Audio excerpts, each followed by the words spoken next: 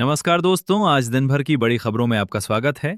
आज इस बुलेटिन में बात करेंगे देश दुनिया की तमाम टॉप हेडलाइन की। तमिलनाडु में बकरीद पर गाय बछड़ों की कुर्बानी नहीं। मद्रास हाईकोर्ट बोला, ये इस्लाम में जरूरी प्रथा नहीं। कई मुस्लिम शासकों ने भी रोक लगाई। राहुल ने सीबीएसई एग्जाम की जांच कंपनी पर सवाल उठाया। पूछा, सीओई एमपीटी और मोदी सरकार के बीच क्या संबंध? बोर्ड बोला, गड़बड़ी के आरोप गलत। चंडीगढ़ में गाय को राष्ट्रीय पशु घोषित करने की मांग। बकरीद पर लोगों ने उठाई आवाज, कहा भाईचारा मजबूत होगा। एमपी के मुख्य सचिव बोले, ये कैसा सुशासन? जन सुनवाई में लोग जहर खा रहे, आत्मदाह कर रहे, कोई किसी पर ट्रैक्टर बाइक चढ़ा दे रहा है। हिंदू ईसाइयों की जमीन पर वक्फ के दावे से बढ़ा तनाव। केरलम में 404 एकड़ जमीन के लिए 600 परिवारों की जंग। यूपी में ब्लास्ट की साजिश रच रहे 4 लड़के अरेस्ट। बीजेपी दफ्तर, अस्पताल, स्कूल निशाने पर थे। पाकिस्तानी डॉन ने टारगेट दिया था। ताजमहल पर गूंजा हरे कृष्णा हरे राम। 30 से 35 लोग मुख्य मकबरे के पास बैठे। एएसआई ने कहा, सीआईएसएफ से मांगी रिपोर्ट। मंगोलिया भेजे गए बुद्ध के शिष्यों के अस्थि कलश सांची में दिया गया guard of honour. Bullet proof box में दिल्ली पहुंचे, 11 जून को लौटेंगे। पत्नी की तबीयत बिगड़ने पर नागदा पहुंचे कर्नाटक के राज्यपाल। गहलोत मुंबई से सीधे नागदा आए। पत्नी का डॉक्टरों की निगरानी में घर पर ही चल रहा इलाज। जोधपुर पहुंचा आसाराम, एम्स में हुआ भर्ती। शाम को जेल में कर सकता है सरेंडर। एयरपोर्ट पर समर्थकों की लगी भीड़। सुप्रीम कोर्ट कॉलेजियम ने केंद्र को 5 नाम भेजे। सुप्रीम कोर्ट जज नियुक्त करने की सिफारिश। 4 हाईकोर्ट के चीफ जस्टिस, 1 वरिष्ठ महिला वकील। गलवान तनाव के बाद फिर खुलेगा भारत चीन व्यापार का रास्ता। 7 साल बाद लिपुलेख दर्रे से तकलाकोट जाएंगे भारतीय व्यापारी।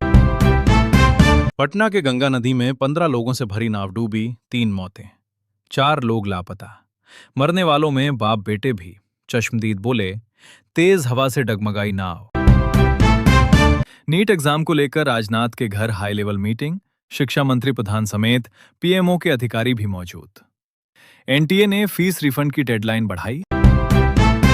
राजस्थान, एमपी समेत 15 राज्यों में कल से गर्मी से राहत। अगले 3 दिन बारिश का अलर्ट। राजस्थान का श्रीगंगानगर देश में सबसे गर्म। बकरीद आज।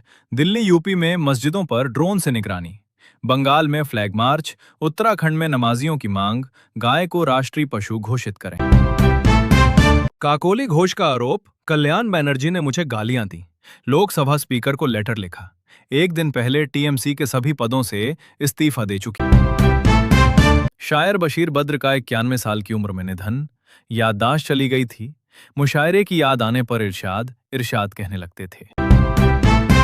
कर्नाटक के सीएम सिद्धरामैया का इस्तीफा।